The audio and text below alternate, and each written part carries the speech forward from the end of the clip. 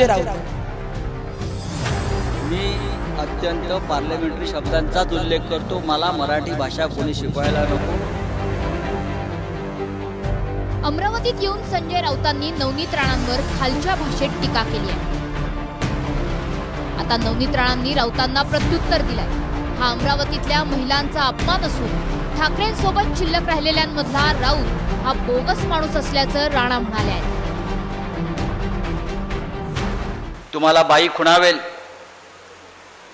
ती पडद्यावरची नटी आहे.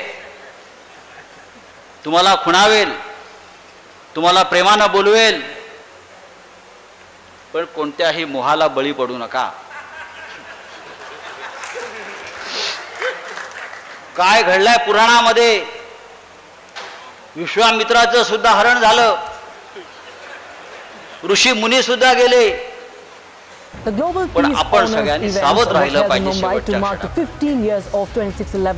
डोळा मारला की जायचं नाही, हे आपलं काम नाही. आता आपला विचार बळवंत वानखेडे हाच आहे. त्यांची एकदा महिला, त्यांची जी मिसेस आहे, त्यांना विचारून घ्या की तो काय शब्द बोलले आहे. त्यांची मुलीचं जेव्हा लग्न झाला, त्यांना जेव्हा सासरी पाठवली, त्या मुलीला विचारा की तुम्ही काय शब्द बोलले आहे. ज्या आईने तुम्हाला जन्म दिला त्या आईला विचारा तुम्ही काय शब्द वापरले आहे. आणि उद्धव ठाकरेंची जे गुटाचे छिनबिन लोक राहिलेले आहेत, त्याच्यातला सगळ्यात bogus tribute ceremony is held out here at the gateway of India, wherein Chief Minister of Maharashtra Eknath Shinde, Deputy Chief Minister Mr. Devendra Fadnavis, and in fact this event is organized by Divyaj Foundation, which is being run by Ms. Amrita Fadnavis.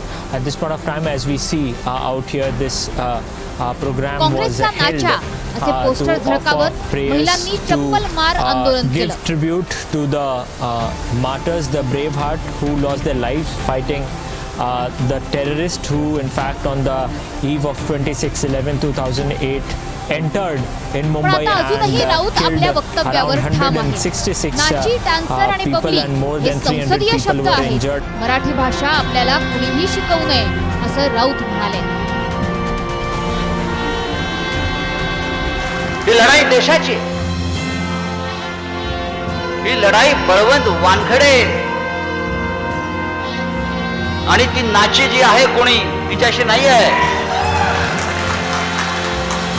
डान्सरशी नाही आहे, पब्लिकशी नाही आहे. ही लढाई मोदी विरुद्ध महाराष्ट्र आहे, लक्षात घ्या. ही लढाई मोदी विरुद्ध महाराष्ट्र